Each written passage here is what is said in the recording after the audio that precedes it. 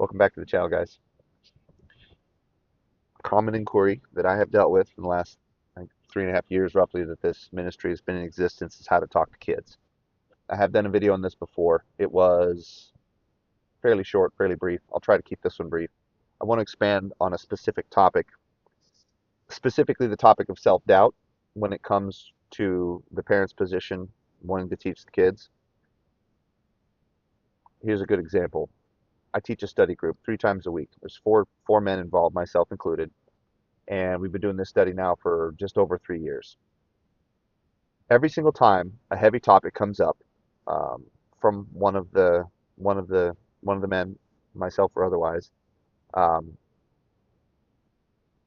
the spirit is always the one who's guiding these conversations.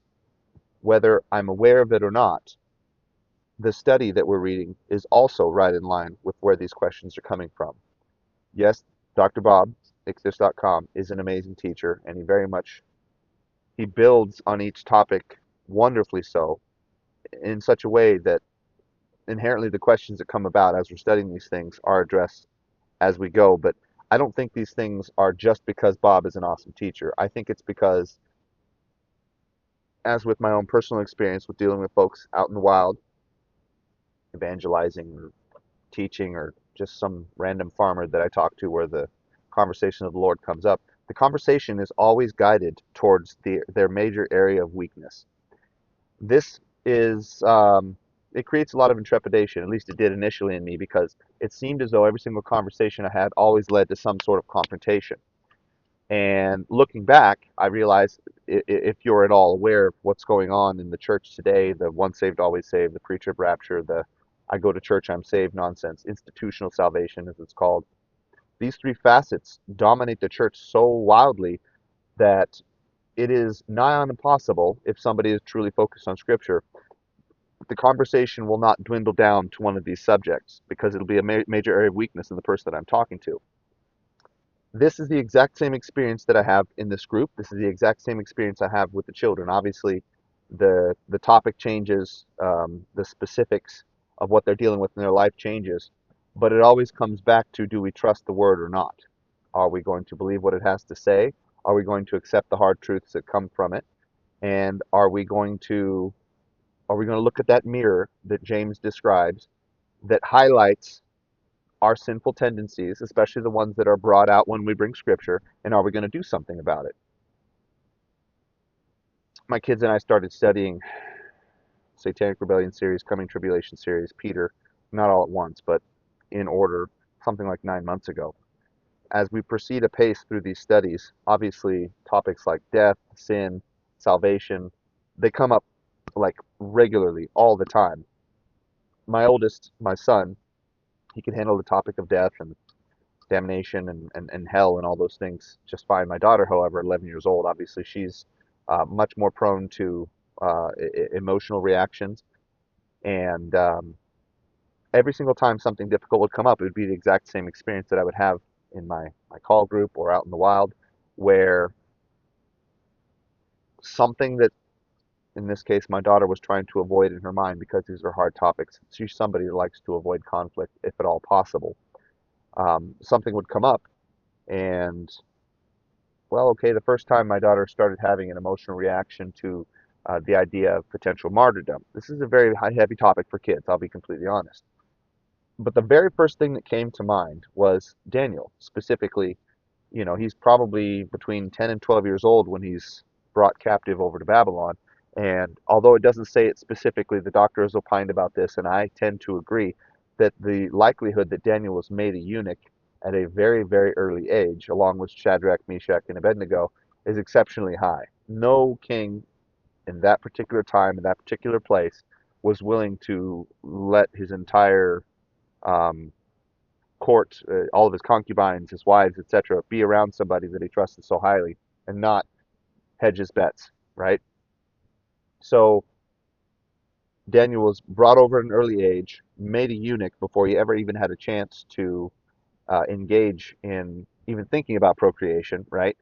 And was basically forced into a position where he had to live a very hard and faithful life from a very early age. And he did so seemingly wonderfully, magnificently so, by following the Spirit, always trusting the Lord. And in the end, as we read, he comes to a great position of power.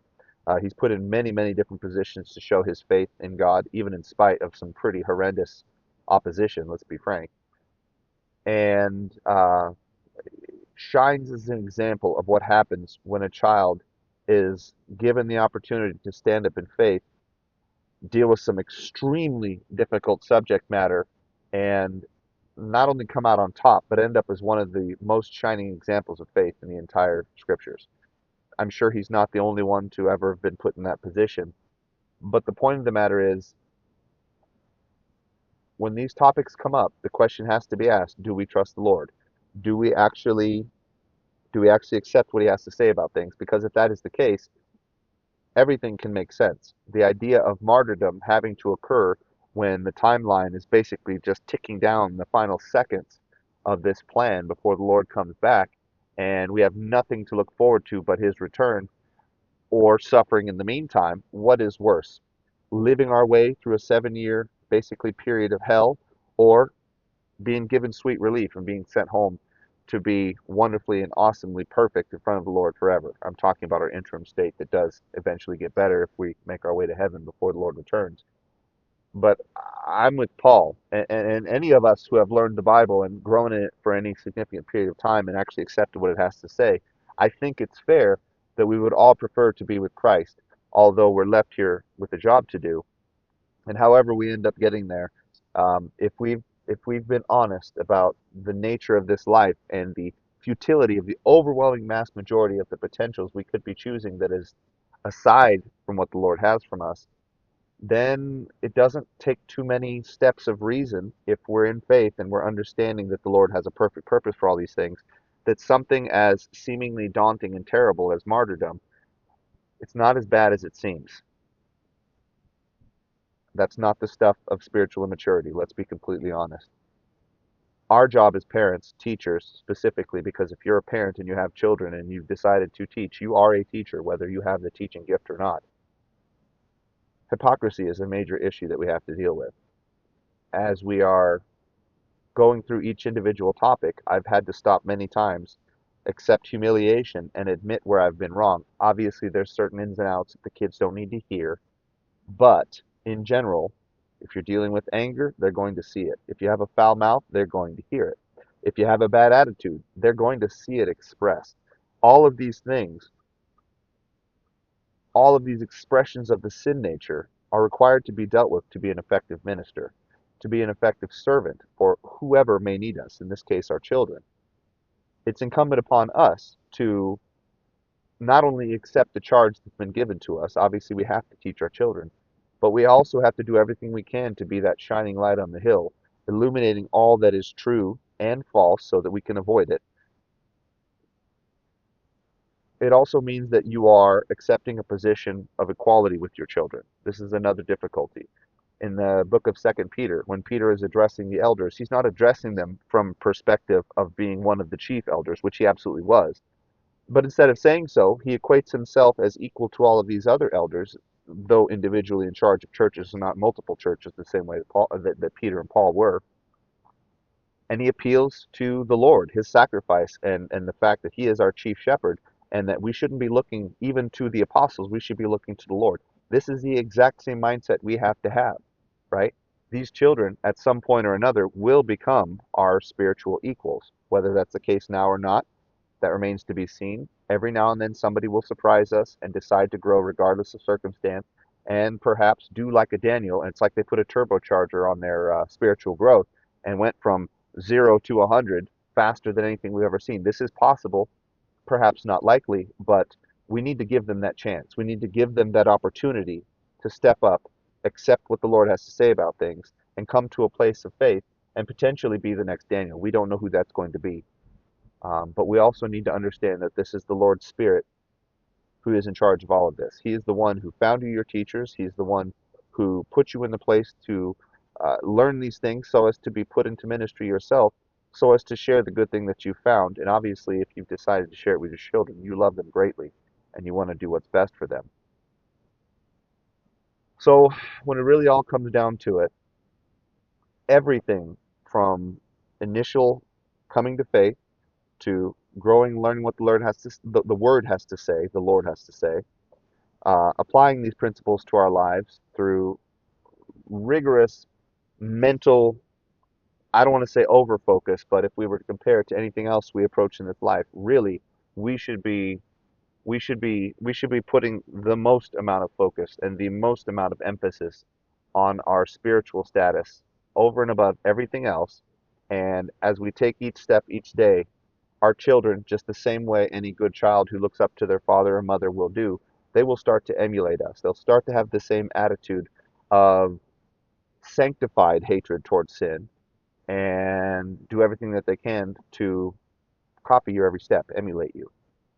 The same thing we're supposed to be doing with the Lord, really. So um, this is a foregone conclusion that if we have decided to grow and if we've decided to genuinely love the believers that are put in our lives, our children are included in this, then there's absolutely no reason why we can't step up, do the right thing, take advantage of the tools given to us, take advantage of the teachers that we trust, that we wish to admire and respect in the spirit, and put ourselves, subordinate ourselves to their teaching, and actually apply these things to our lives. I cannot see a situation where somebody with the right heart, with the Spirit of God guiding them, can't get this done. It's absolutely 100% possible. And blessedly, as they're growing, you're going to be growing too. I cannot claim to have arrived at my most mature state when I started teaching my children. This is a constant battle. We're always on a treadmill. The doctors describe it this way. I like this. We're always on a treadmill. We're always having to make forward steps so as to make an advance. If we ever stop, that treadmill keeps moving backwards, and we may still be facing the Lord, but we are going to be slipping in our walk if we're not making forward advance. As long as we're focusing as much as we can on doing what the Lord has for us, and we have the heart for those around us that He's given us to love and care for, and we have the Spirit, which is the guide in all things, spiritual advance, growth, production, reward, etc., then we have nothing to fear, and the Spirit will guide us, even in the most difficult of situations, circumstances, or in the case of teaching children, topics. These things are well within His grasp. You have to understand and you have to accept that even though, yes, you are a sinner, yes, you are fouled and full of foibles and potential negative behaviors, attitudes, sinful reactions, etc., the Spirit is the one who put you in this position. The Lord very much designed your life specifically for this purpose.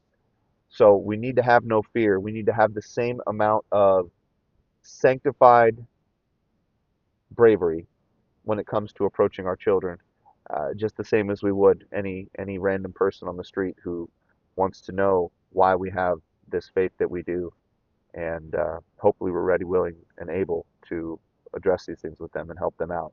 And the Lord will be with you, just like He is with everything else. Let me know what you guys think. I don't want to go on too long. Um, this is a very important topic because it doesn't just apply to our own children, it applies to our own spiritual walk and our ministry towards the unbelievers outside of the church, not to mention new believers. Maybe you're given the gift of apologetics. Maybe you're supposed to go out there and defend even them against their own improper views. You never know.